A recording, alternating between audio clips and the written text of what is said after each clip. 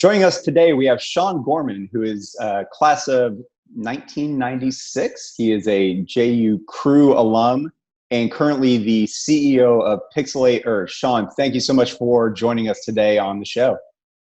Awesome. Thanks for having me, Pat. No problem.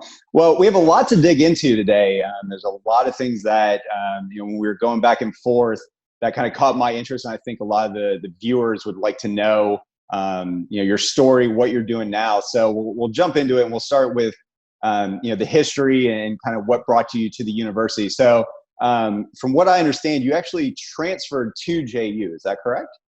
Yeah, I went to University of Florida for my freshman year. Okay. And then, so what brought you over to Jacksonville from Gainesville? Yeah, it was a bit of a weird case. I went to high school in Germany because my dad was in the Air Force, and so we were stationed over there for about half of high school. And I had Florida residency, and they had this cool scholarship back then where if you had like a nominal GPA and SAT, you could go in-state for free to try to keep kids in-state and not leaving. And so I applied for that and got lucky and got in and went to Florida. And I played a lot of soccer when I was over in Germany and loved it and was kind of mediocre, but really loved playing the game a lot. And so I really missed it when I got to Florida. And like the third day I was at school, I was playing a pickup game of basketball and tore my ACL. So I spent a lot of time in rehab and trying to get it back into shape. And so as part of that, I said, well, maybe I can, if I can rehab my knee, maybe I can take a shot at playing college soccer. So I started writing, letters and emails to coaches and seeing if anybody was interested. A couple of people wrote back and ended up going on a recruiting trip to JU. And they were interested and basically they were able to get me an academic scholarship to come in.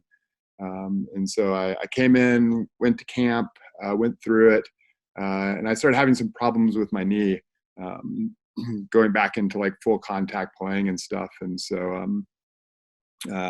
so I ended up coming up short for making the team. And I talked to the physios when I was there, and they're like, well, you really need to strengthen your leg more. And one of the physios said, hey, you should think about rowing. It's a closed train activity. It really strengthens the legs a ton.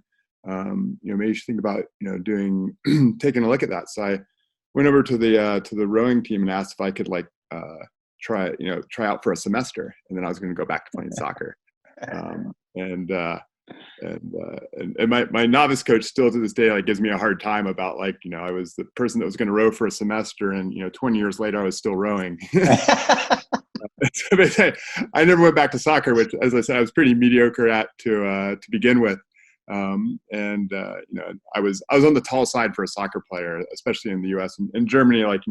Since there's not basketball and American football to compete, all sizes kind of play. So I wasn't a complete freak on the team, but at 6'4" playing American soccer is a little weird. Whereas for rowing, it was an asset and worked out really well. And I didn't need to be as coordinated as I needed to be for soccer.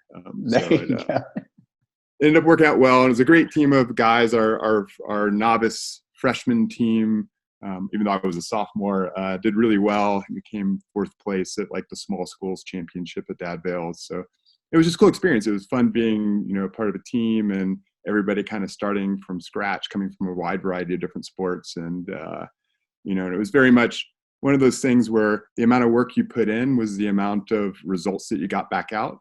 That there wasn't, there's definitely some natural aerobic talent, but it was one of the few sports that was really one-to-one, right? You could really bust your ass at soccer, but if you didn't have the natural coordination and gifts of some people, you just weren't going to be quite as good. So I think that really resonated with me as somebody who, wasn't super gifted athletically in general, that there was a sport where if I worked really hard, I could get really top end results from it, relatively speaking.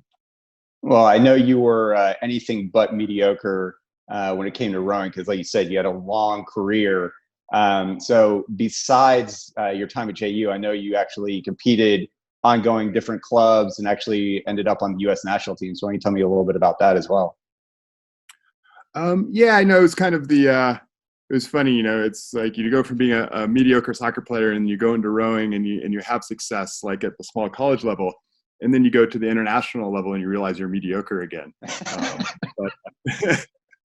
But if you you hit your head against the wall long enough, eventually, you find some success. And so, several years, we went to the U.S. trials, which is open to anybody can enter it.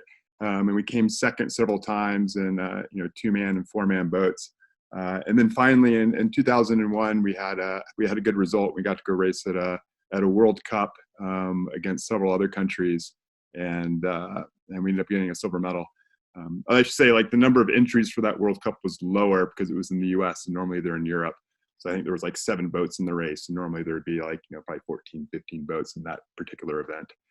So we had a little tailwind to help us get to it, but it worked out. And we got to go race like at the Henley Royal Regatta in England, some other international travels to race around and represent our club or represent the country, which was a ton of fun. And actually ended up meeting my wife that way as well at the boat club. Although she ended up being way more successful than me. She won 2 world championships, set a world record, and went to the Beijing Olympics. So we're hoping our daughter got the genetic upgrade from my wife and less so from me. But it was a lot of fun. It's a great community. I mean, much like college rowing, just a lot of people that work really hard. It's not a high profile sport. So you're not, people aren't in it for the money per se. And it's just, a really good group of people to spend time with, and you get addicted to that. And so you stay around the boathouse much longer than your, probably athletic prowess and age dictate, and you just kind of keep doing it. I completely understand you're wanting your daughter to take after your wife. My wife played soccer at JU as well, so that's where we met. And I'm hoping all 3 of mine get her athletic ability. I was just good enough to pitch at JU for 4 years, but my wife is a far superior athlete. So I'm hoping they got a lot more of her DNA than mine. So. Yeah, and I'm super familiar with that situation. So you're out in Colorado now, correct? Yeah. Mm-hmm. Okay. And so when we were getting ready for this, I was telling Scott that, this is going to be a really interesting part of the interview because the entrepreneurship path that you've taken and really kind of focusing on that. So I know you've done a few different things, and there's been kind of a path to where you are now as the CEO of Pixel8.earth. So what I want to do is, if you can, give me sort of the path that's brought you to where you are today. I know there's a few things in here that I certainly want to hit. And then also maybe tying it back for some of the athletic alumni and current student athletes that we have, some of the lessons that you learned as part of the crew, as part of the team, and how that translated over to your professional life. So let's start with the path. I know you started and sold a few companies, have done some really incredible things as far as the subject matter expert. So why don't you give us just a little bit of that path? Yeah, it was very kind of accidental. I very much fell into it in a way that I hadn't expected. So I was doing a lot of the rowing training. It ends up being fairly consuming time-wise in travel schedules and things like that. And so I ended up finding that, like, going back to grad school was a really nice way to balance out the training with the continuing to have a fallback from a life perspective. And so I was at University of Florida for a while. I did a master's degree, and then I moved up to DC, and I worked for a bit, and then ended up going back to grad school again to do a doctoral degree at George Mason University. And it was a really great program. Actually, I was in a school of public policy there, and they did a lot of work around transportation simulation and modeling, trying to address like congestion in DC. If you've driven DC, it's a total nightmare. So they're trying to do a little bit there to make it better. And when I'd been at University of Florida, I'd done a lot of work on digital divide research, and basically mapped out a bunch of geographic internet fiber networks, and started looking at seeing, and this was like, late 90s, early 2000s, when the internet was just kind of emerging as a big business and economic and societal force, and seeing if it, and a lot of the initial premise was that you could be anywhere and geography no longer mattered because you'd be connected to the internet. So started to look at where the actual fiber optic lines to see if there was a digital divide that was emerging with who was wired and who wasn't wired. And so I went to George Mason. I was looking at doing that same research again, and potentially expanding it out internationally, looking at global digital divides and things along these lines. And I think like 3 weeks after I started the doctoral program, 9/11 happened. And that really kind of set up a set of dominoes where the university got an earmark from Congress to look at critical infrastructure research and try to understand how to secure and make the nation's infrastructure more resilient.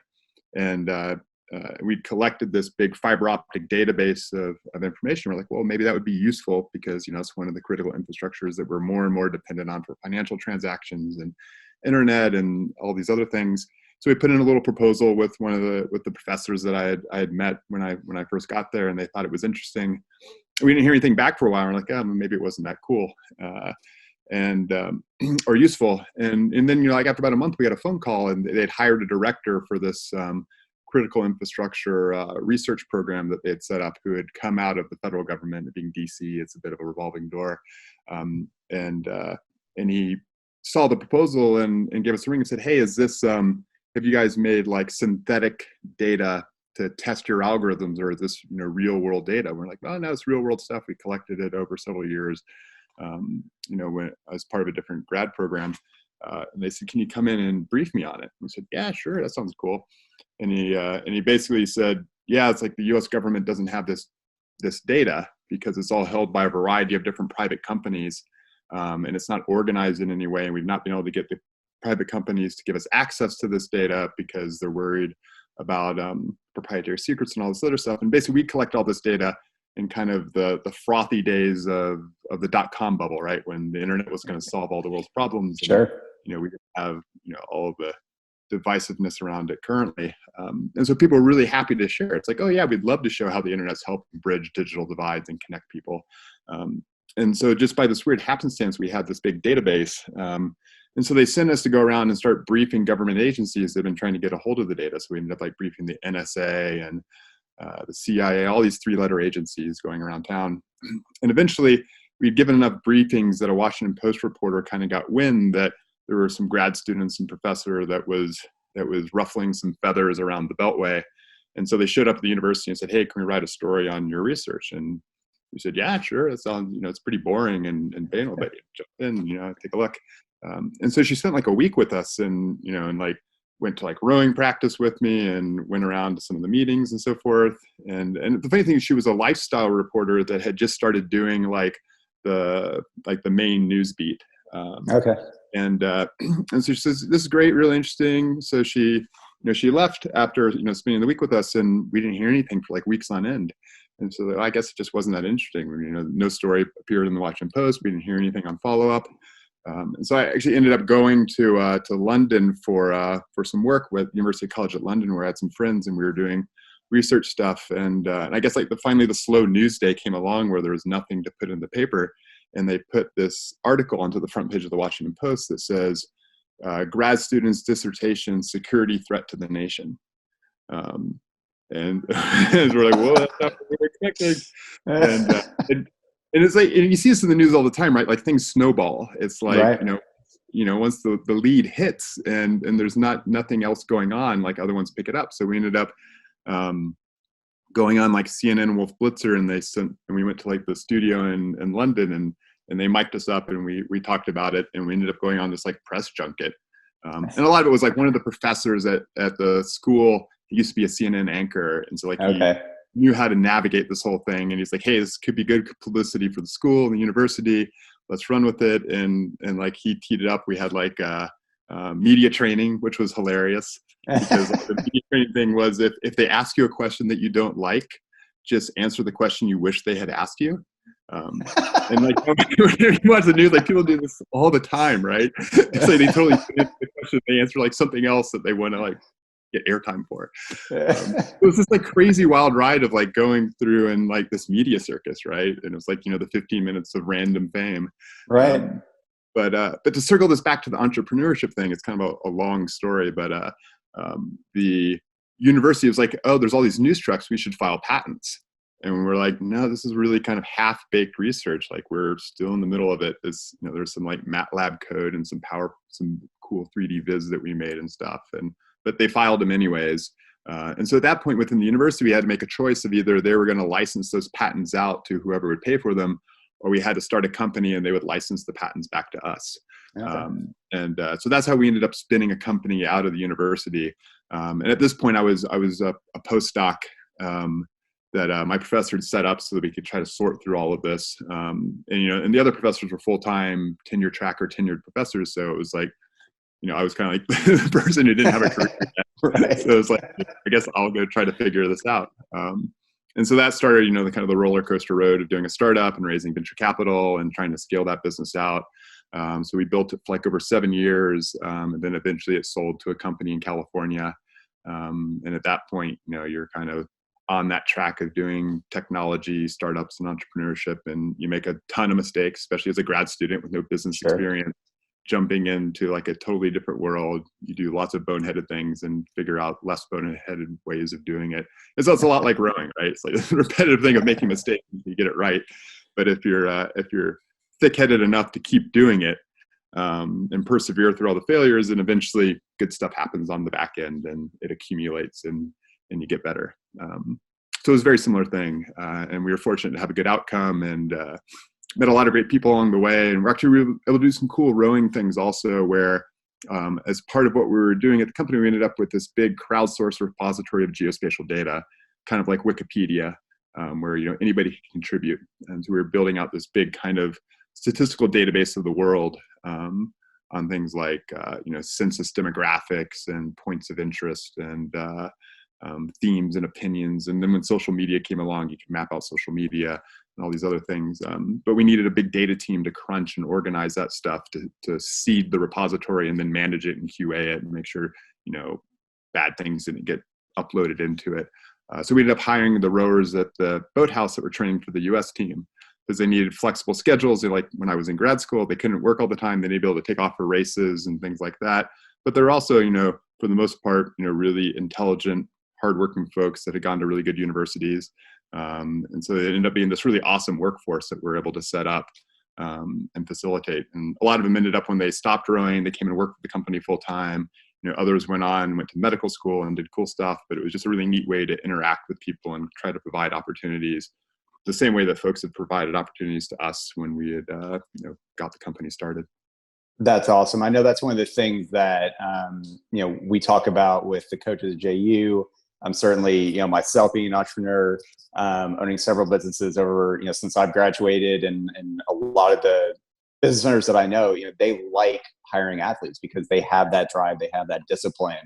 There's just something special about someone that's played at a high level, as opposed to someone that you just grab off the street. And I know a lot of people would rather have someone that they can teach, the subject or their job, but it's all those intangibles that you learn as an athlete, whether it's an individual sport or a team sport. So I think that's something that's really beneficial, and something that, I think a lot of student athletes maybe don't realize until they get out into the workforce. It's like, this is something that is a big asset that I've built up, not just because I'm not going on to the Olympics or professional whatever, all that time isn't wasted, because it is a huge asset for employers. Yeah, no, I 100% agree. And it was kind of interesting because, like, over the course of the 7 years, you kind of get this statistical trend, right? Of you see people that came into the company from different avenues. And, we were a venture-backed startup, so we had a lot of, where the investors want to put in their specialists that have been successful at other things, and, they're part of their network and so forth. And that's, and oftentimes those value adds are phenomenal, right? As, people you normally couldn't recruit, and, folks that bring in, a special set of expertise. But the vast majority of the time, the people that we had brought in that had kind of come in from the ground up and really bought into the culture of the company outperformed the really high paid people that were recruited externally, through the venture network. And certainly not always the case, but there was definitely a statistical trend of really top level performance from these folks that came, without a background, but a really good work ethic and really good capabilities and intellectual fabric, and we're able to really build on that and be very successful. And it's been really awesome to see, like, the alumni network on the back end of it, much like, when you play a sport, is seeing those people go on and be really successful in other things, starting their own companies and having their own successes, and not necessarily in technology startups, oftentimes yes, but in many other aspects as well. Which was, I think, probably the most rewarding experience overall of doing the startup, and that entrepreneurial experience was watching that alumni network develop and grow and become successful on the back end of it. That's awesome. So I want to dive into what you're doing at Pixel8, but I'm not sure where this fits in the timeline. But I know at one point you were a subject matter expert for DHS, talking or helping with basically facial recognition. Is that right? Yeah, there were two different kind of forks there. The one was when we were doing coming off really that academic research, was asked to join this task force, which was like a really cool experience. But it was like the first time after, even though I'd lived in DC for quite a while, where like it was really an opportunity to interact with a lot of the people working within the political sphere.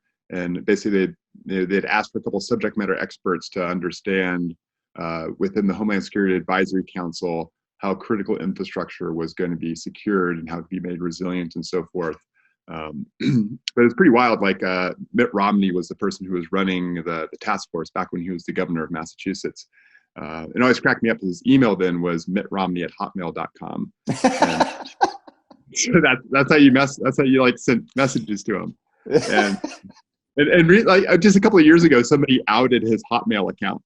And he had to get rid of it. People were like, "There's no way he used Hotmail."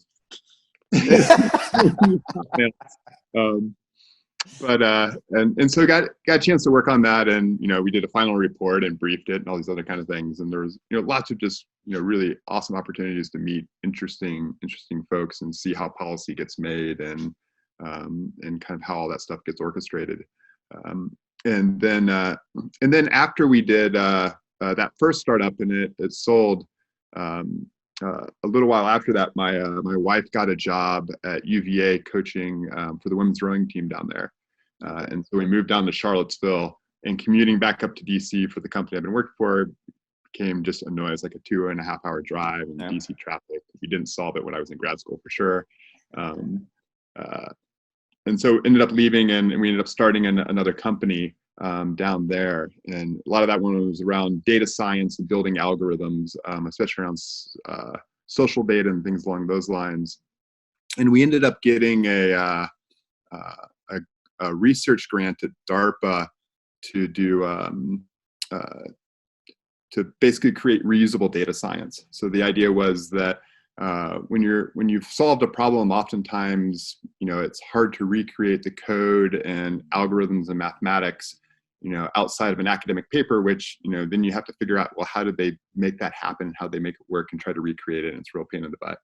And so basically we said, we could create there was these open source notebooks people were using to begin to interactively write code and visualize results and do this kind of work. And we said, well, it'd be cool if you could take that and basically clone somebody's work and be able to add to it. And then you could organically grow these things and learn from each other's mistakes and learn where people have made successes and organically grow these things. And there was a lot of interest in DARPA within doing that. And while we were there, the White House got interested in the program because they had come up with this concept of a quantified crisis response. And this was like between 2012 and 2016.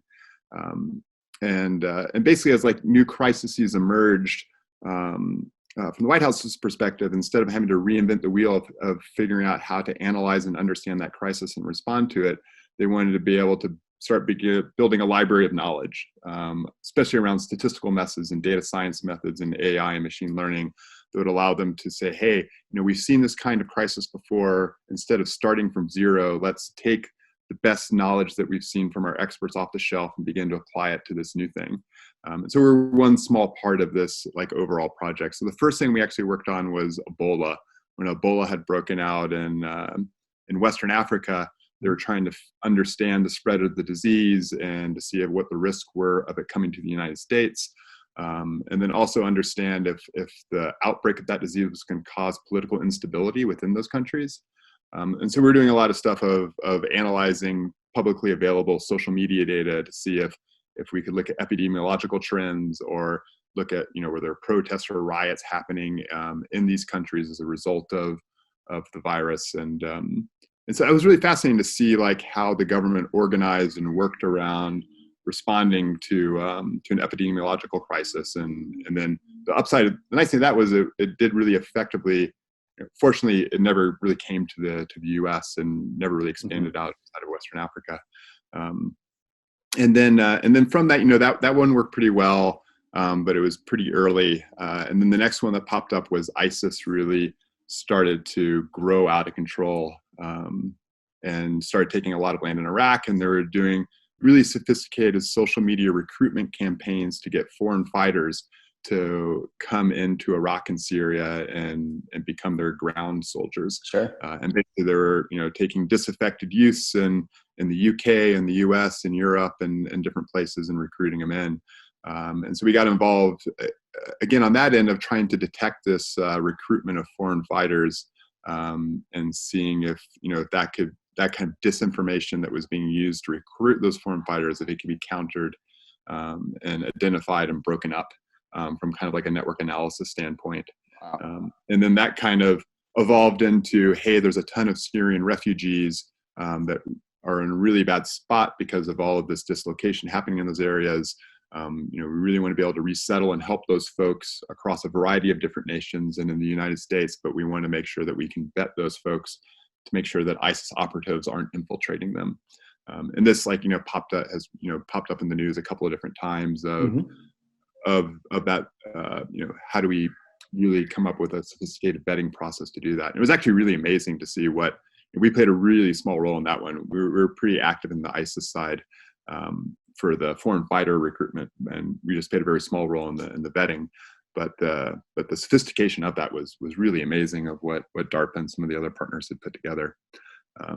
And then in parallel with that, which was, again, kind of a fascinating story, was we ended up being hired by the Southern Poverty Law Center to look at similar dynamics within hate groups, to see how hate groups radicalize folks and foment domestic terrorism attacks and things along those lines. So we ended up looking at that from a totally different perspective, but seeing the exact same dynamics of how folks get radicalized for ISIS versus how people get radicalized for hate groups domestically, and how those recruitment networks happen and how they get brought in, and how they, social media rabbit holes like YouTube are used to kind of progress people down the line till they can get them to want to foment violence was fascinating and often scary. Wow. Like we used to have, we do a lot of, when you're doing machine learning, you have to label a lot of data to train the algorithms to understand and see patterns. And so the really, grunty part of that is going through and hand labeling the data to give you a training set so it can learn. And so we ended up doing a lot of labeling of ISIS data and doing a lot of labeling of these domestic hate groups. We always used to debate as to which one was worse, because the ISIS stuff tend to be in Arabic or Farsi, and so you translate it, but it's always kind of ends up being this weird broken thing that right, difficult to understand. But in English, you could really understand it. But it's anyways, it was a fascinating experience to go through and work on those kind of projects, and really cool to see again kind of how policy gets made and how statistical science can help inform those policy decisions and help mediate some of these big systemic problems that we run into. But it's they have to make for interesting stories, right? Just because they're kind of fascinating, absolutely, for the topics, and it was really interesting work to do at the time. I bet. No, that's incredible. So let's talk about the transition from that to what you're doing now at Pixel8.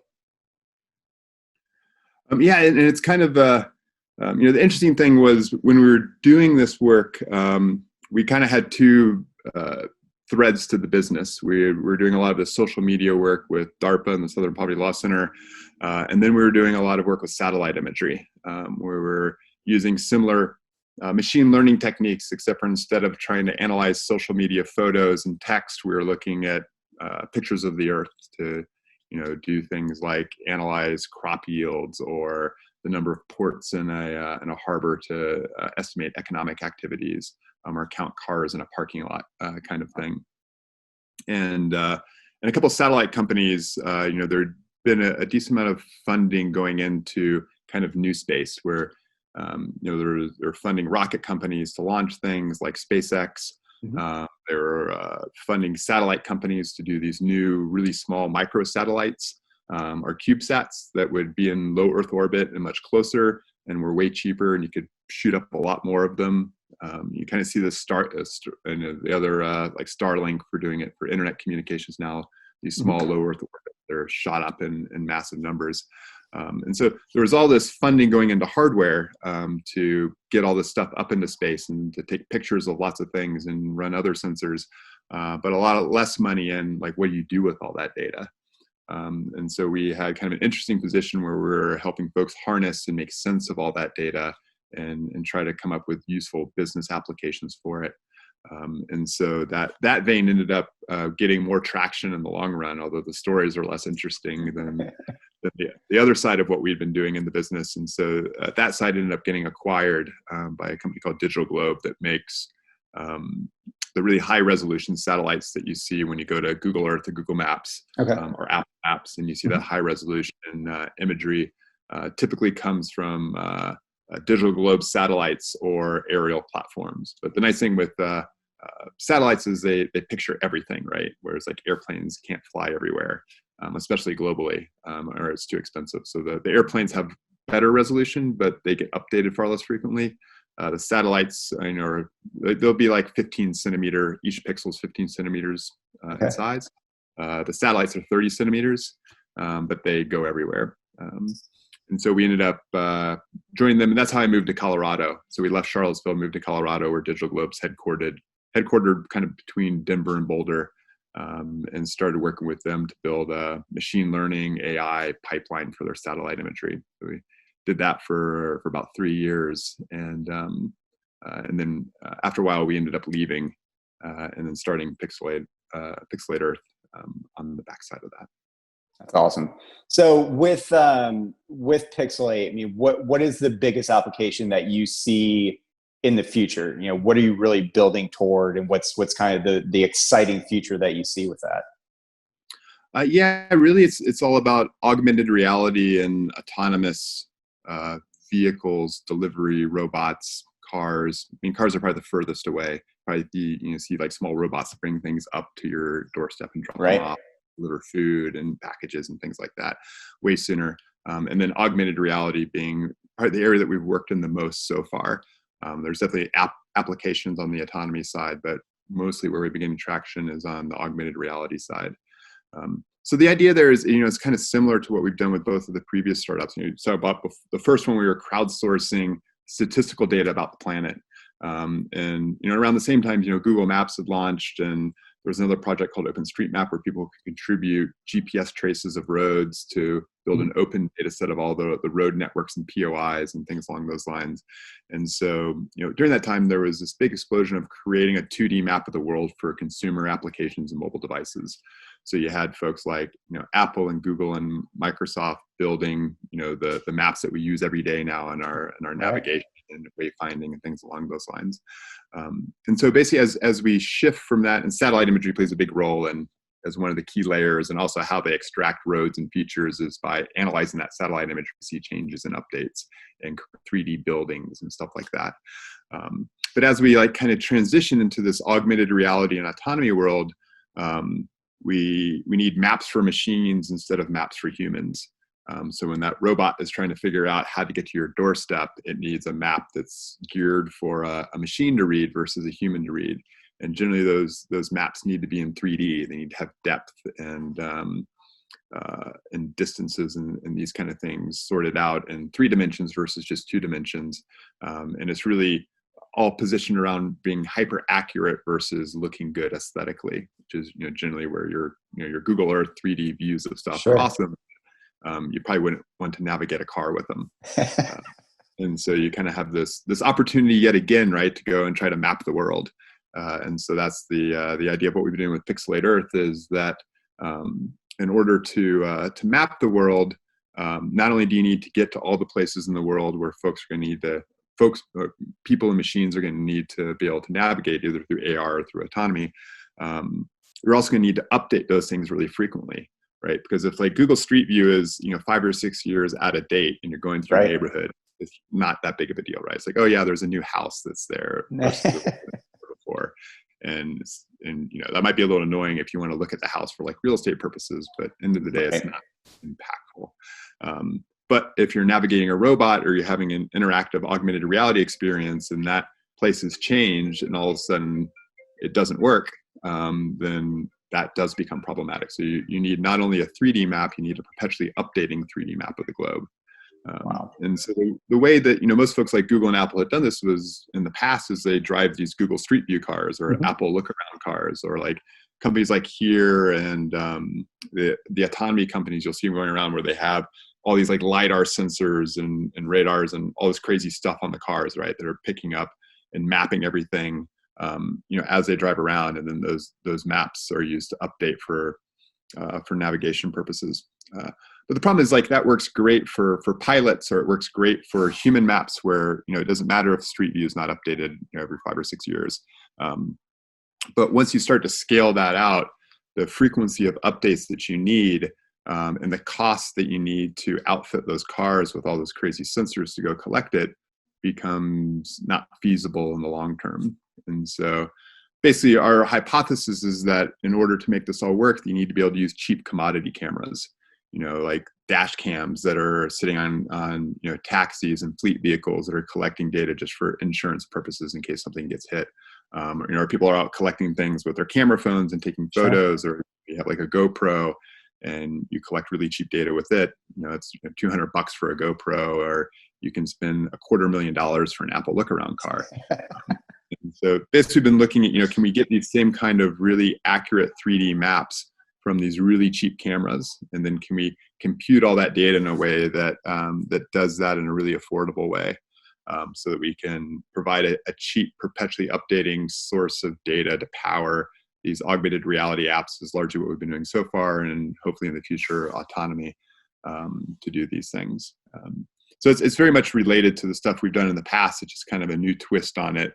As we saw, a new opportunity kind of emerging in the market, we figured roll the dice again and see if we could figure something out that would work for people.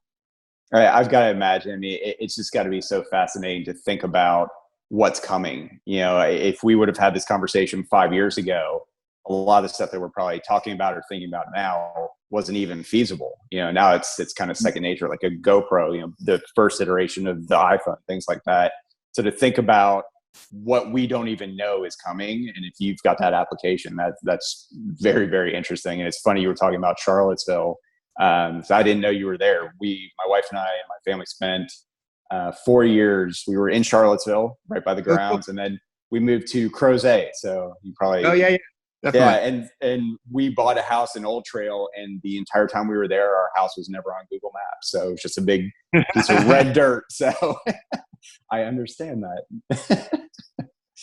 Well, yeah, it was Charlottesville. Yeah, it was beautiful, but it's great to be back in Jacksonville. So, Sean, I really appreciate this. This has been just absolutely fascinating. Next time you're back on the East Coast and in Jacksonville, we'll have to have you in for another interview and in person on campus. Yeah, that'd be a blast. I'd love to get back. I was supposed to go in March. They were doing a JU alumni board thing for rowing, and they did Rock the Docks, and they had all the really cool stuff. Seeing how that's all come together is amazing compared to the boathouse when I was rowing. But yeah, the pandemic kind of shut that down for me traveling out. But yeah, as soon as things get back to quasi-normal, just love to get out and check out all the new stuff. That's excellent. Well, thanks again. We appreciate having you on. Thanks so much. Really appreciate it.